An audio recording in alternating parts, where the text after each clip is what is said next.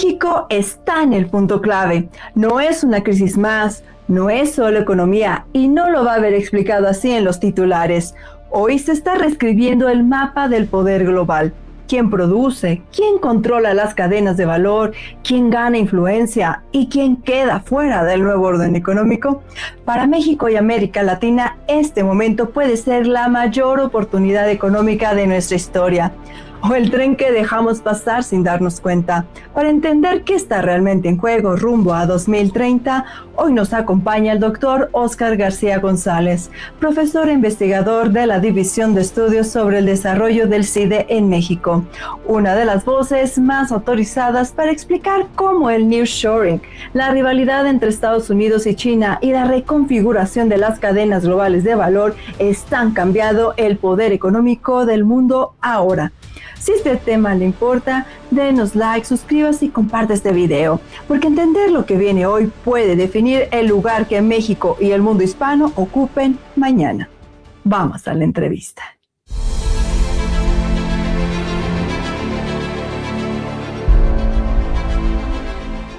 Bienvenido, doctor, a Líderes del Mundo Hispano. Estimada Jennifer, ¿qué tal? Muy buenas tardes. Muchísimas gracias por recibirme en tu espacio. Siempre es un gusto platicar contigo. Doctor, estamos viendo el fin de la globalización para transitar hacia una guerra económica de bloques, de regiones.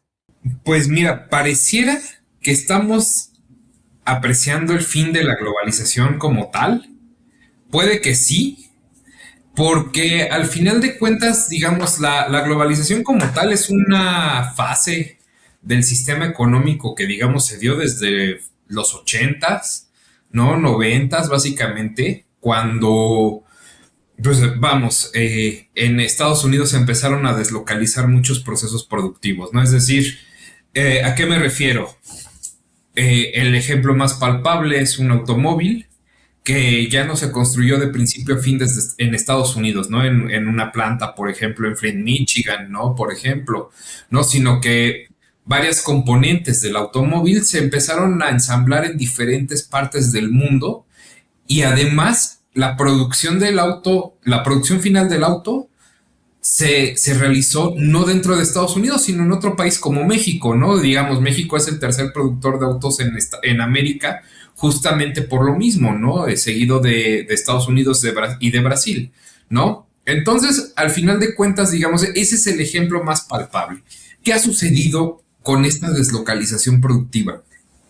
Los países y las industrias han tomado diferentes roles en la producción de bienes, ¿no? Justamente porque al final de cuentas, al ya no tener una cadena de producción completa en el mismo país, cada industria se va a especializar en un proceso, ¿no? Entonces, es la primera, digamos, gran diferencia entre el comercio internacional clásico, donde se intercambiaban bienes finales, y ahora entonces lo que tenemos es un intercambio de bienes intermedios, y además de eso, el comercio ya no es de diversas industrias, ya no se dice, o ya no es común decir México le vende jitomate o tomate exclusivamente a Estados Unidos y Estados Unidos nos vende televisores, ¿no? Como se podría pensar de manera clásica, ¿no?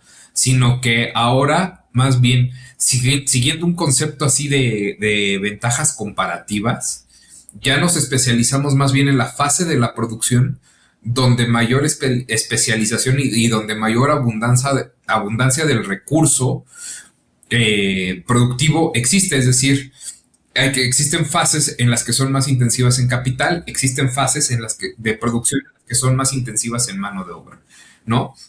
Entonces, por decirlo así, digamos que la globalización dio pie a que justamente en Asia se empezaran a centrar en procesos de producción de bienes de alta tecnología, es decir, en semiconductores, en piezas electrónicas de alta especialización, y que, por ejemplo, en otro caso, México se especializara, por ejemplo, en el ensamblaje de los bienes finales, ¿no?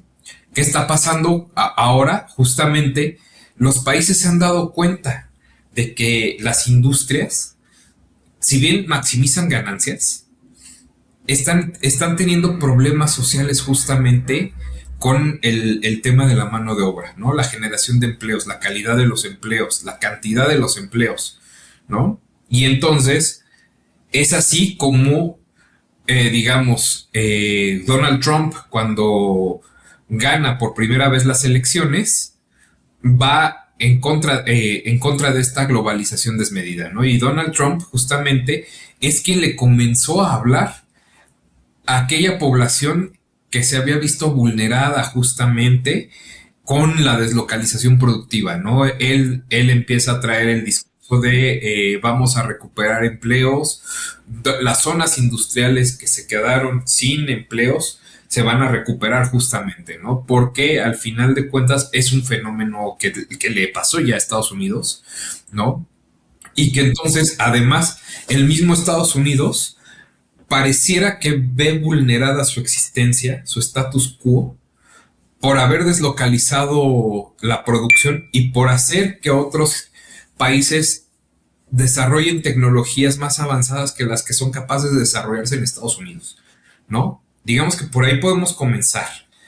Entonces pareciera justamente, como tú bien preguntabas, estamos ante el final de la globalización.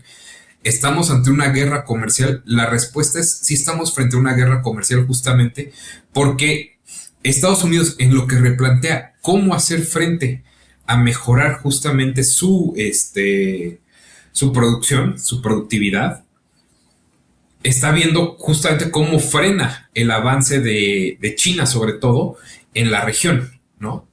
Y los europeos tienen una cuestión similar, ¿no? Con China, puesto que también, digamos, el panorama comercial es el mismo, ¿no? Cada vez se ven más inundados de producción China. Llámese, por ejemplo, aquí son los autos, pero ya son las bicicletas, ¿no? También, ¿no? Y el mismo auto eléctrico, ¿no? Misma, digamos, desincorporación a los autos de combustión interna y ahora el auto eléctrico que ha venido a buscar sustituir el auto de combustión interna es básicamente de manufactura china, ¿no?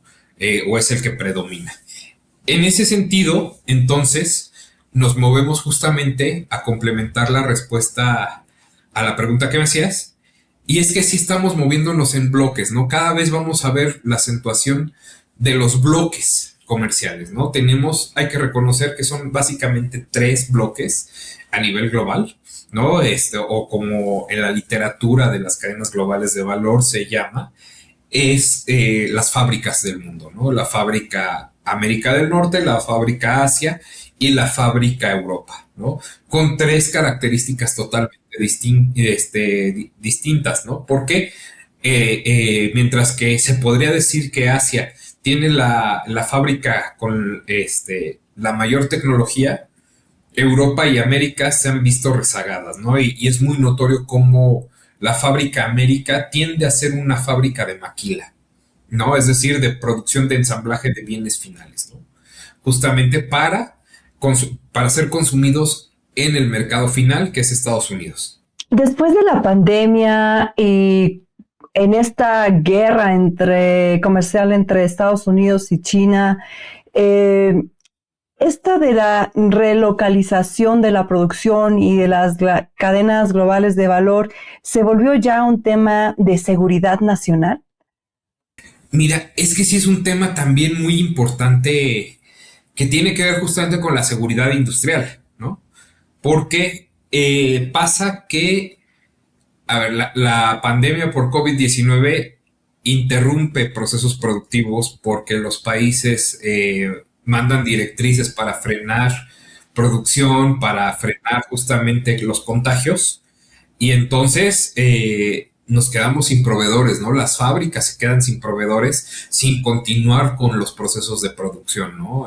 Volvemos a las industrias, digamos, más deslocalizadas, automotriz y aeronáutica civil, ¿no? En el sentido de que se empezaron a generar cuellos de botella enormes, ¿no? Y que por falta de piezas justamente, ¿no? Entonces, hay demanda, pero no hay oferta, ¿no? En el caso de México, incluso en 2021, un automóvil usado de año 2020-2019 llegó a tener un precio mayor que un auto nuevo 2021, por el simple hecho de que al final de cuentas no había automóviles en los concesionarios.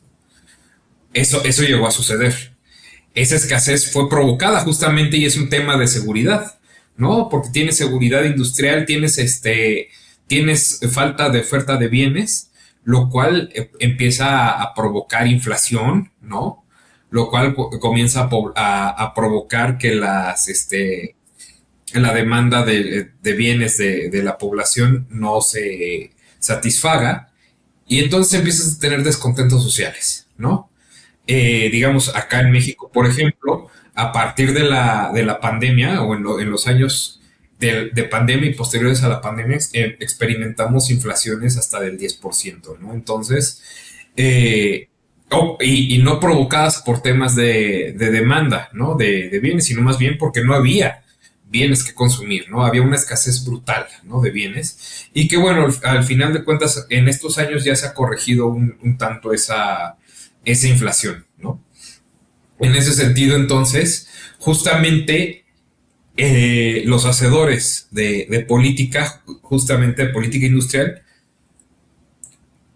dan cuenta de que uno no pueden depender de un proveedor único y menos si este proveedor se encuentra muy lejos del país de consumo final o del país donde se encuentra la matriz productora. Y dos, que además son países que incluso no tienen los mismos valores culturales que el país matriz, ¿no? de la empresa que busca fabricar un bien. Es en ese sentido que entonces hacia 2023 se empieza a plantear para México, para América del Norte, la estrategia del nearshoring. Es decir, vamos a regresar fábricas que empresas norteamericanas básicamente deslocalizaron de Estados Unidos y las llevaron a Asia y las vamos a regresar a América del Norte. Y aquí se anunciaba el gran ganador va a ser México, ¿no? En ese sentido, también el nearshoring aprovechó una ola de empresas asiáticas que buscaron montarse en México justamente para proveer de bienes al mercado de consumo final, que es Estados Unidos, ¿no? Justamente esa es la dinámica del nearshoring que se buscaba en ese entonces, ¿no? Vuelve a ganar Donald Trump la presidencia y el discurso del nearshoring se cae, ¿no? Justamente porque Donald Trump trae la mentalidad justamente de su periodo anterior, en el que menciona, voy a volver a traer empleos a América, a Estados Unidos, con el Make America Great Again, ¿no? Justamente, y de eso va, ¿no? De quitarle ese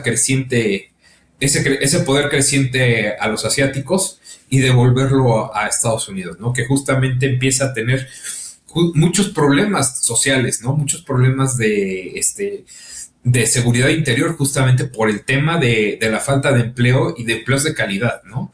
Porque lo que ha propiciado justamente la deslocalización productiva, sobre todo en Estados Unidos lo podemos ver, hay empleos de altas direcciones, hay empleos muy bien pagados, empleos centrados en industrias de alta tecnología, ¿no?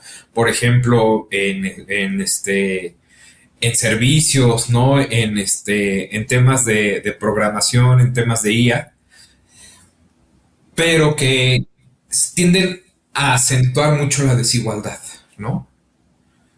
La clase media se empieza a desdibujar en todos los países donde la deslocalización es muy fuerte y es muy marcada, ¿no? Y entonces empiezas a generar, por un lado, un círculo virtuoso muy desarrollado y por otro lado empiezas a tener muchos problemas sociales, ¿no? Entonces justamente puedes comprender un poco a Donald Trump al mencionar el gran problema que tenemos hoy es luchar contra el fentanilo, ¿no? Contra el ingreso de fentanilo al país, porque en realidad cuando uno ve las tasas de adicción, ¿no?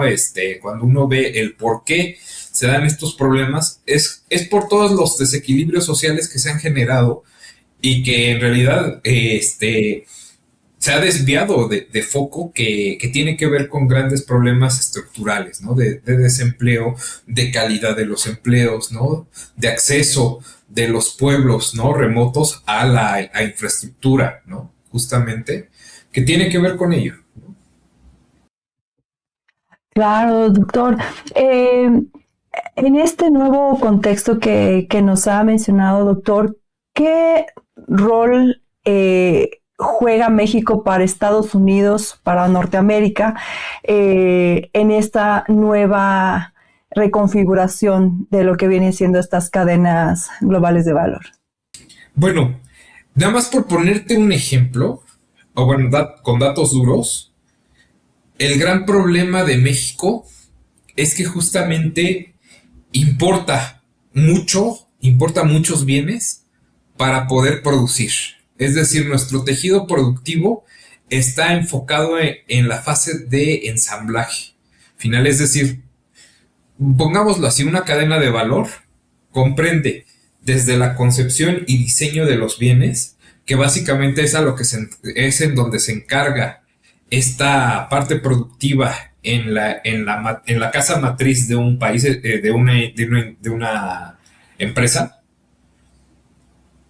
digamos, una empresa X que está localizada en Estados Unidos concibe un producto, lo diseña y manda las especificaciones.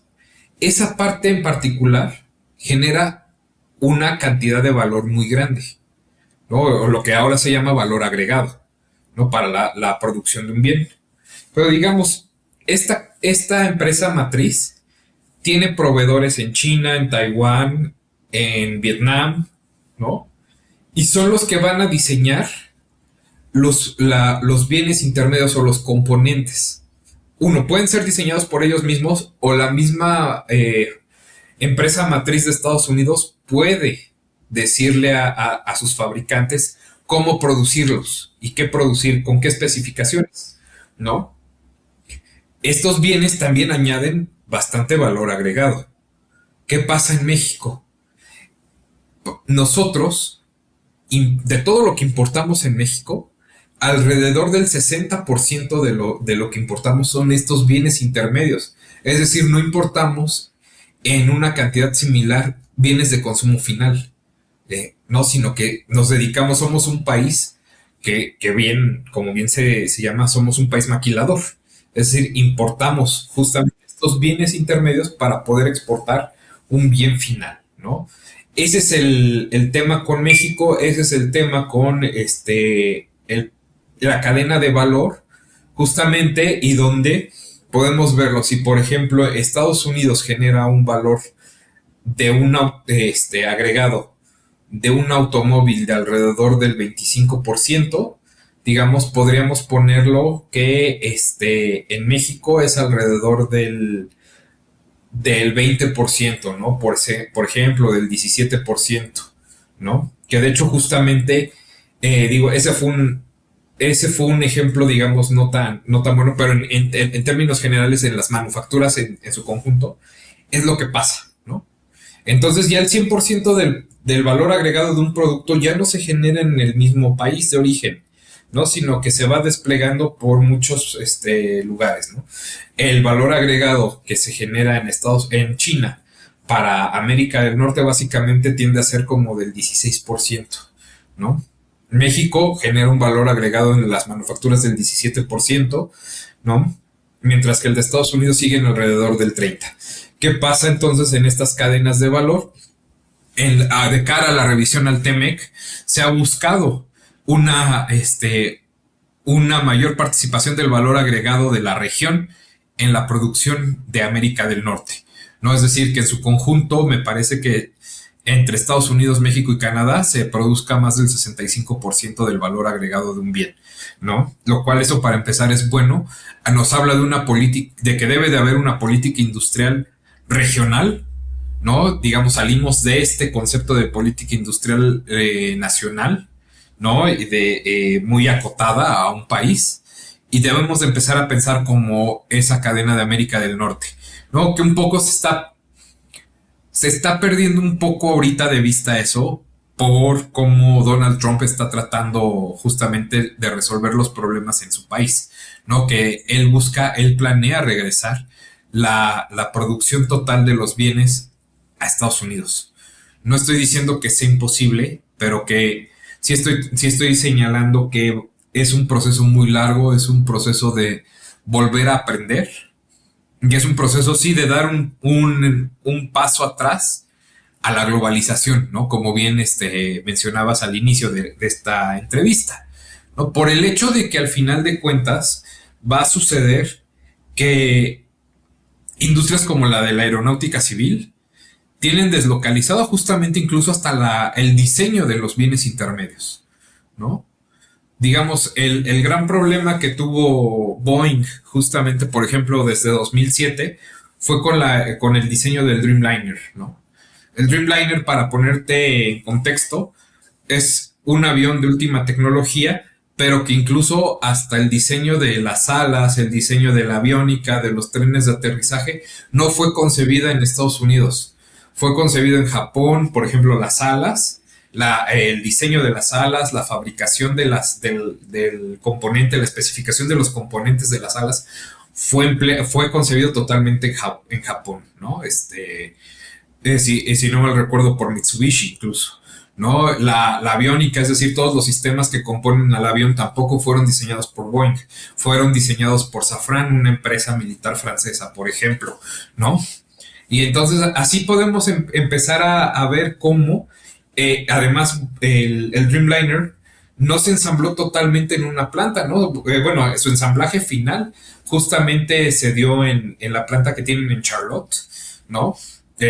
Fuera de su planta clásica de Everett, en Seattle, ¿no? Y entonces, digamos que empezaron a tener incluso el problema de mantener el control de la cadena, de tal forma que los costos iniciales del desarrollo del producto fueron estratosféricos, y Boeing terminó cubriendo un gran costo de indemnizaciones, ¿no? El costo del proyecto fue de alrededor de 30 mil millones de dólares, ¿no? Con mucha pérdida justo al inicio por deslocalizar incluso hasta el diseño de las partes, ¿no? La cuestión es justamente esa: ¿cómo vuelves a retomar el control de la producción de tus bienes, ¿no? Digo, no es imposible, pero sí es un proceso que nos va a tomar mucho, mucho tiempo, ¿no? Y creo que dar un paso atrás y empezar a concentrar los procesos de mejor manera, de contenerlos, de no deslocalizarlos tan externamente y tan extensamente en la cadena, ayuda, ¿no? Justamente a empezar a replantearse el acotar, ¿no? La cadena, acortar proveedores, acortar tiempos, ¿no? Y de hecho, justamente ahí está subido México, ¿no? De cara a revisión al TEMEC. Doctor, ¿qué necesitaría pasar para que México pudiera aprovechar la oportunidad del nearshoring que se estaba dando? O ¿qué tendría que suceder para que se volviera a abrir la oportunidad del nearshoring en caso de que por el momento se viera totalmente cerrada, ¿no?, esta oportunidad? Justamente el concepto que yo mencionaba hace rato de política industrial es que tiene que haber una mayor comunicación, un mejor diálogo entre empresas matrices, ¿no? Donde se encuentran el origen de las empresas, llámese Estados Unidos, y con los proveedores ya establecidos aquí en México. De tal forma que se den procesos de aprendizaje, de asimilación, de ingeniería inversa, de tal manera que entonces se hable de una política industrial regional, ¿no? De una política en la que se ayude a generar proveedores nacionales, a generar proveedores regionales de América del Norte, llámese Canadá, llámese México, y que de esta forma haya un mayor encadenamiento dentro de la región. Y vale decirlo también, de esa forma, al robustecer el núcleo, entonces tienes la generación de productos cada vez con más tecnología, con mayor innovación, y entonces empiezas a generar procesos de tal forma que hay una mayor derrama de virtudes en la industria. Y así entonces, incluso esto mismo puede ser aprovechado por el resto de países latinoamericanos, ¿no? Que hoy por hoy tenemos incluso una división en América muy marcada, aquellos países que trabajamos, que colaboramos más con Estados Unidos, y existe otro cúmulo de países que colaboran más con China, ¿no? Llámese Brasil, llámese Perú con la apertura del puerto de Changi, ¿no? Argentina, que digamos tenía un poco más de afinidad hacia China, pero ahora con el presidente Javier Milei ha encontrado un mayor apoyo con Estados Unidos, ¿no? Aunque bueno, ellos tampoco dejan de ver hacia Europa, ¿no? Y al igual que el Uruguay, ¿no? Entonces, ese es digamos que lo que yo estaría pensando en cómo aprovechar de mejor manera este nearshoring. Digo, México, al igual que Panamá, tiene conexiones privilegiadas, ¿no? De logísticas con Estados Unidos, ¿no? Llámese el canal de Panamá, llámese el tren transísmico que se acaba de construir. Y pues bueno, la política industrial de los años 70, 60 aquí en México fue el desarrollo de la frontera norte, ¿no? Justamente con las fábricas para ensamblar, ¿no? Bienes finales con destino a Estados Unidos. Esa mentalidad justamente para tener un nearshoring de mejor aprovechado, ¿no? En ese entonces la política era, a mí no me importa, yo lo único que necesito como país México es generar empleos para la población. Y entonces por eso se desarrolló la maquila en la frontera norte, ¿no? Sin ningún plan justamente de desarrollo tecnológico. Y esto que comenta, doctor, nos lleva a la siguiente pregunta. México actualmente está dejando de invertir o de dedicarle recursos a algún sector que en el futuro va a ser imprescindible para la siguiente ola del desarrollo que se avecina. Sí, ahorita como usted comenta, doctor, pues casi es pura maquila, ¿no? Entonces, ¿qué tendría que hacer México para poder estar mejor posicionado, por ejemplo, para el 2030 o los años por venir, doctor? Un tema muy grande, porque como tal, pongámoslo de esta manera, ¿no? En México se invierte muy poco en actividades de innovación y desarrollo, ¿no? De investigación y desarrollo y más de. Y entonces, como tal, podemos señalar que estamos supeditados justamente entonces a enfocarnos a ensamblar bienes, ¿no? A la fabricación de productos, es decir, no tenemos desarrollos propios, ¿no? Te pongo el mismo ejemplo de la automotriz. Somos un gran fabricante de automóviles. Tenemos básicamente a las marcas principales a nivel mundial produciendo, ensamblando aquí en México, pero en todos estos años de apuesta por esa industria no hay marcas mexicanas, ¿no? No hay marcas mexicanas. ¿Eso qué quiere decir?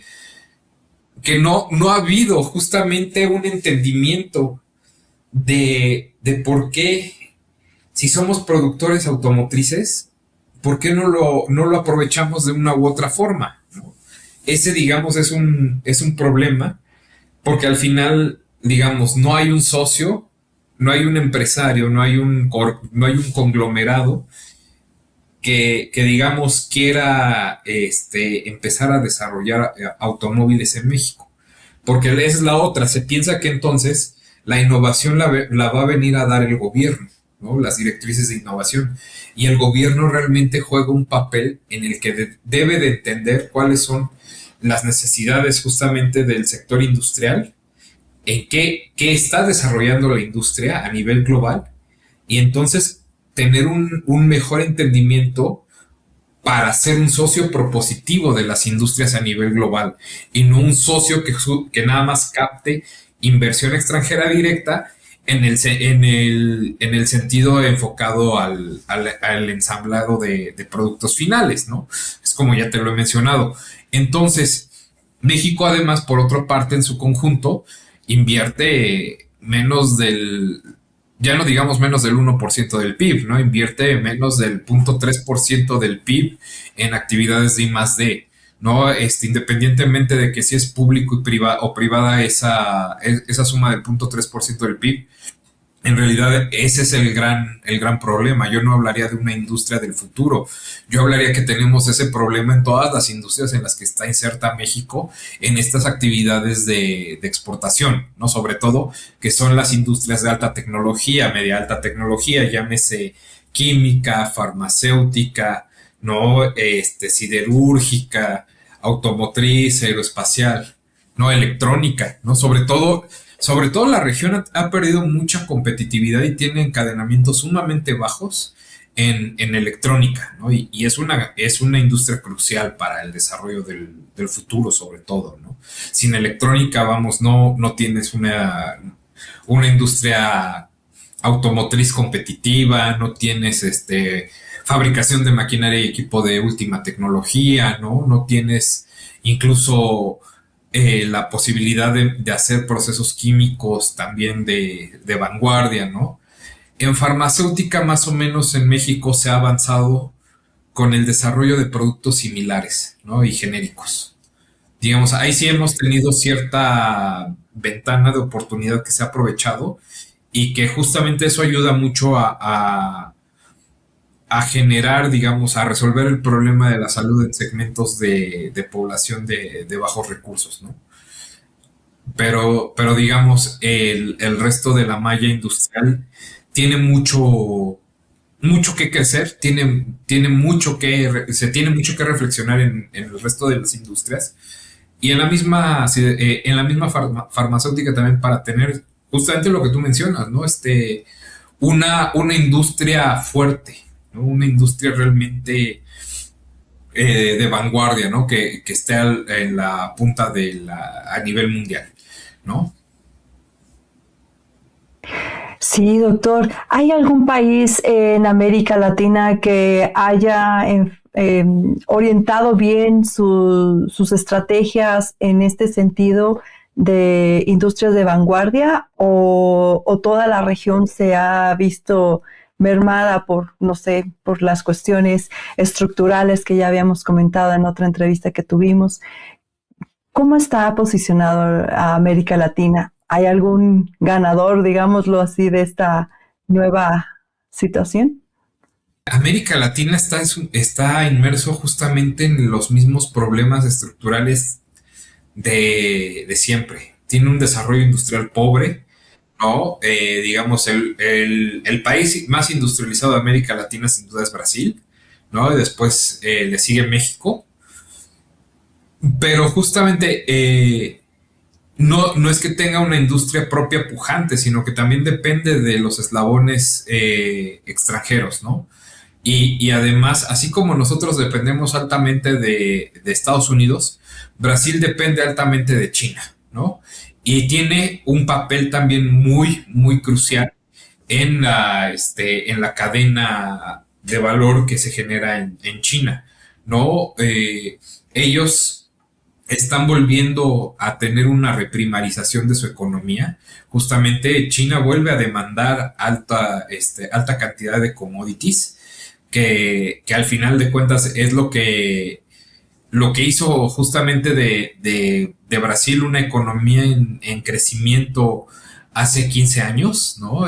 Digamos que con un boom que empezó en la década del 2000 y que terminó en 2012, básicamente, donde todo el mundo decía, si quieres tener empleo de calidad, múdate a Brasil, ¿no? Porque Brasil está creciendo exponencialmente, ¿no? Es el mejor país de América Latina. Y sí, por supuesto, la etapa de incluso de política industrial de Luis Ignacio Lula da Silva, ¿no? En sus mandatos de aquella época, hizo que Brasil incluso tuviera producción por lo menos de electrodomésticos propios, ¿no? Que era justamente lo que se vendía a bajo costo a los brasileños que estaban insertos en los programas sociales, ¿no? Y entonces así fue justamente ese círculo virtuoso de Brasil en esa época. ¿Qué pasó? ¿Por qué se detuvo el desarrollo de Brasil? Tengo la intuición, a partir de los datos, de que las divisas obtenidas por la exportación de bienes primarios no ayudó a consolidar justamente un sector industrial nacional. No ayudó con ello, y creo que eso es crucial para cualquier país, ¿no? Y más en específico América Latina, que entonces tiene un tema de producción global de bienes primarios. Cuando uno ve la matriz de exportaciones de América Latina, son bienes, llámese soja, carne, ¿no? Petróleo, y que incluso, por ejemplo, en el mismo caso del petróleo, si bien Argentina estaba teniendo aumentos de productividad de su yacimiento de Vaca Muerta, ¿no? De shale oil y de gas licuado. Ahorita el tema con Venezuela y con la reestructuración del país es que le deja de proveer petróleo a Estados Unidos, a Argentina, y entonces Venezuela se puede volver su proveedor, ¿no? Nuevamente. Y entonces están mencionando que eso puede generarle un problema estructural a Venezuela, ¿no? Por ejemplo, volvemos al caso de Chile, ¿no? Chile exporta básicamente cobre y litio, ¿no? En cuanto a los bienes, a los commodities que más exporta, ¿no? El tema, por ejemplo, con Ecuador, ¿no? Un país que también vive de las exportaciones petroleras y camaroneras, ¿no? Entonces, banano, ¿no? O sea, son bienes que per se no tienen mucho valor, ¿no? A excepción del petróleo, pues, pero vamos, la dinámica es la misma. Entonces, el gran problema que nosotros vamos encontrando en el resto de América Latina, y a raíz de estos ejemplos que menciono, es justamente la falta de innovación. Es el encasillamiento a exportación de commodities, ¿no? A la falta justamente de un desarrollo y de que haya un líder que realmente pueda generar, como mencionaba, un mayor desarrollo de la región, ¿no? Porque digamos, el gran problema es que mientras no exista una voluntad, todos los países van a seguir produciendo exactamente lo mismo y viviendo de la misma manera. Sí, sin duda es algo que pareciera una historia repetitiva, ¿no? En todo nuestro continente, y que no terminamos después de décadas de enfrentar el mismo rol, ¿no? De maquiladores, de proveedores de commodities básicos, para dar finalmente ese salto a la innovación y que nos posicione, como bien nos decía, doctor, en estas industrias de vanguardia. En cuanto a México, ¿cómo estamos en ese sentido entre China y Estados Unidos, y a dónde le conviene más a México posicionarse? Muy bien, mira, como bien mencionaba, básicamente el 60% de las importaciones que nosotros hacemos son de bienes intermedios, pero de ese 60%, el 90% de los bienes intermedios que se importan son de origen asiático, ¿no?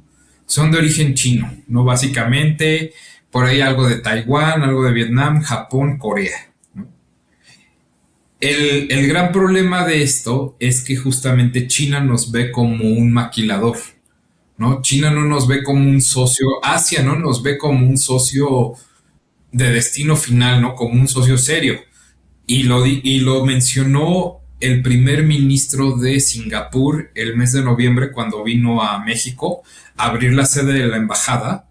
Mencionó justamente que a ellos les parecía muy atractivo y muy importante establecer su embajada en México porque quieren el acceso a América del Norte, ¿no? Lo dijo textualmente, podemos buscar incluso el fragmento de la mañanera con la presidenta Claudia Sheinbaum, en la que él hace mención de sus intenciones. Y la misma intención que él menciona es la misma intención que tienen todos los países asiáticos, ¿no? De establecerse en México, de establecer relaciones comerciales con el país. No les están dando a entender que no les interesa como tal el país, les interesa el acceso a América del Norte, ¿no? Incluso hasta también lo ha mencionado, se mencionó incluso en la antesala de la firma del Tratado de Libre Comercio con Corea del Sur. El embajador de Corea del Sur tuvo el gusto de venir al CIDE en 2022 para, para dar una charla justamente sobre el Tratado de Libre Comercio y lo mencionó en los términos de intercambio clásicos, ¿no? Nosotros queremos exportar a México bienes de alta tecnología, a cambio nosotros queremos consumir tequila y aguacate barato, ¿no? Entonces, cuando uno voltea a ver cuál es la pretensión de Asia o de los países asiáticos en México, es de mantener ese status quo, de tener el acceso al mercado más atractivo del mundo. Porque Estados Unidos sí es un hecho que no ha dejado de ser, ni va a dejar de ser pronto, el mercado más atractivo del mundo. Pues todo el mundo le quiere seguir vendiendo a Estados Unidos, eso es un hecho, ¿no? Y entonces, cuando alguien se hace la pregunta o alguien quiere afirmar de manera muy sencilla que el futuro es aliarnos con China para no depender de Estados Unidos, la respuesta es más compleja de un sí porque Estados Unidos nos ha tratado mal, ¿no? O sea, sí, a lo mejor el comercio con Estados Unidos ha generado problemas estructurales en el país y en la región que son innegables, ¿no? Que aquí están. Pero el caso es que también el comercio con Asia no nos lleva a ninguna otra parte, porque ya lo han declarado como tal. Y además nosotros, volvamos al tema, ¿cuál es el papel de América Latina con Asia? Proveedores de materias primas, ¿no?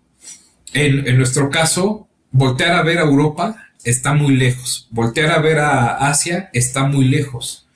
Lo más natural es generar cada vez una relación mejor con Estados Unidos, generar un mejor entendimiento de la región, de la cadena, generar este entendimiento justamente de competitividad regional, ¿no?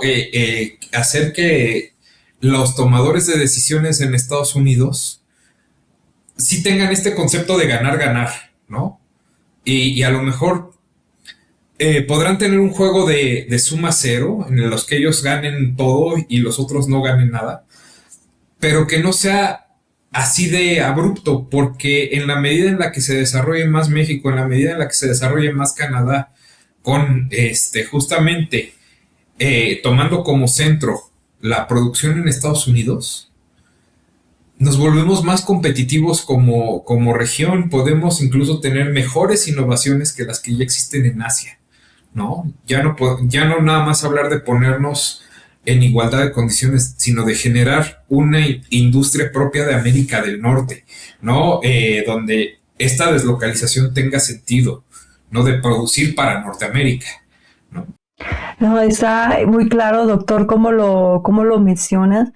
Y en esta consecuencia de ideas, ¿cuál sería la principal barrera para que Estados Unidos dé ese siguiente paso hacia México?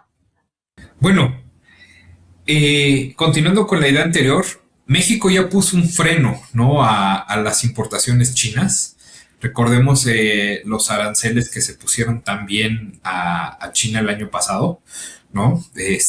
Justamente para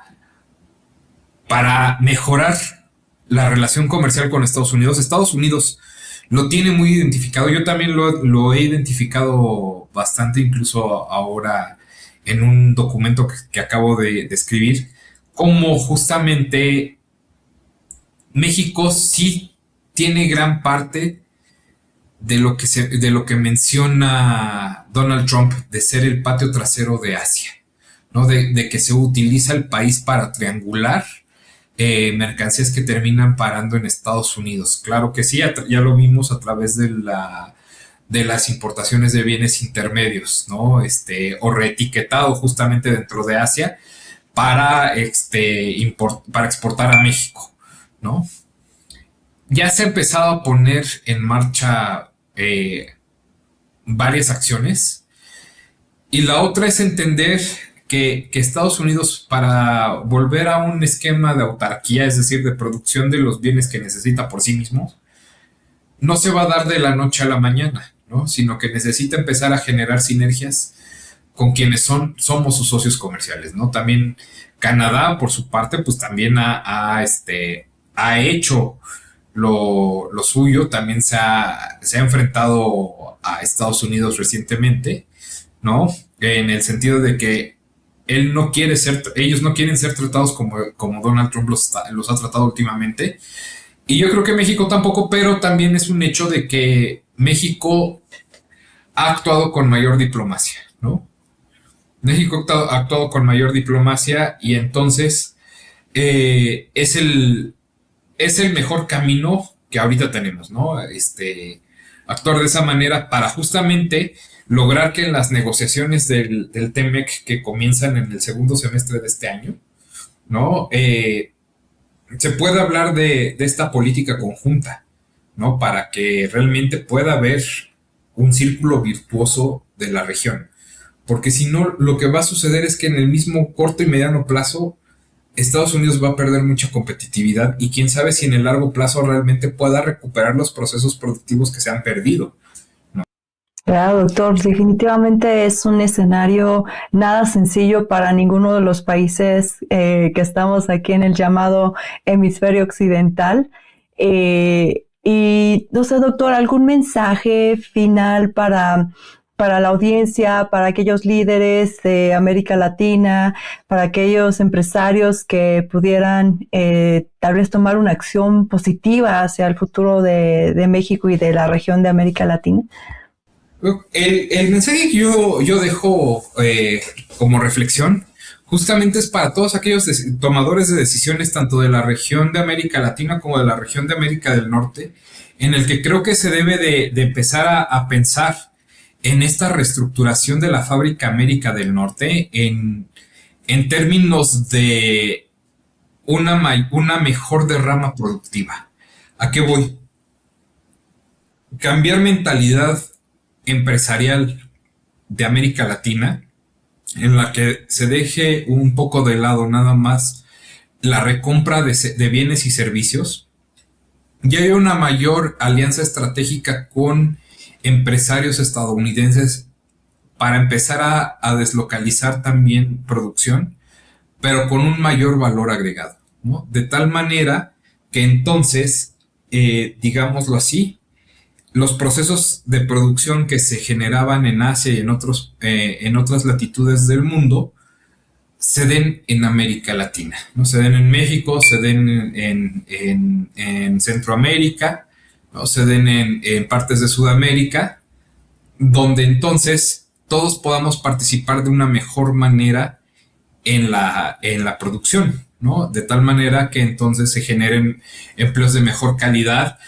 Esto sí podría llevar a que en Estados Unidos se revierta tanta desigualdad social, ¿no?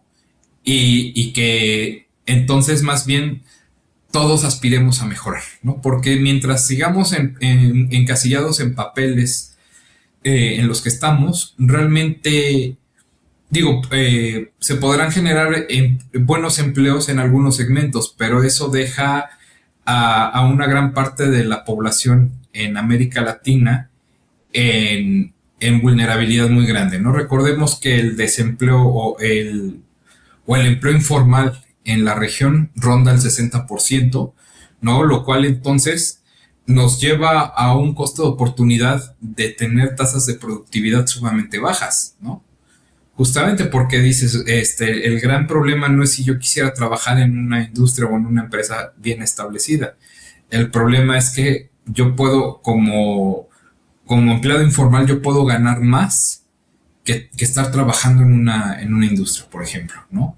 Y eso en el caso donde hay industria bien establecida en América Latina, porque en otros lugares no queda de otra, ¿no? Entonces, generar esta política industrial, generar una mayor interacción entre empresarios de América del Norte, de Estados Unidos, de México, de Centroamérica, de Sudamérica, y con ayuda de los gobiernos, es como justamente se debe de dar este círculo virtuoso, ¿no?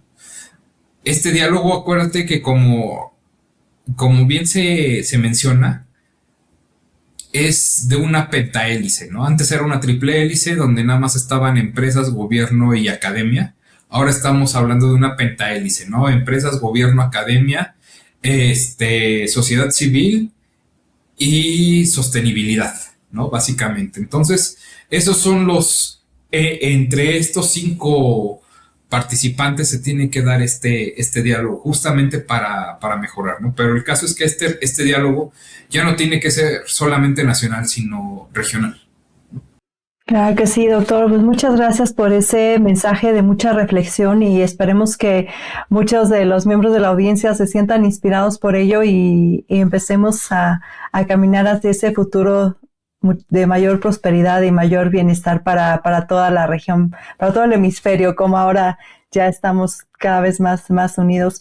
Doctor, pues como siempre un gusto tenerlo aquí en Líderes del Mundo Hispano. Muchas gracias por habernos acompañado. Jennifer, muchísimas gracias por la invitación y espero colaborar contigo en otro espacio. Claro que sí, doctor. Y amigos, ¿ustedes qué creen que debería hacer México o sus países para poder ponerse a la vanguardia en esta guerra comercial, en esa guerra económica y de producción que ya empezó hace tiempo? Gracias por acompañarnos. Denle like, suscríbanse y compartan esta información a esas personas que ustedes saben que les puede beneficiar. Muchas gracias y nos vemos en la siguiente entrevista.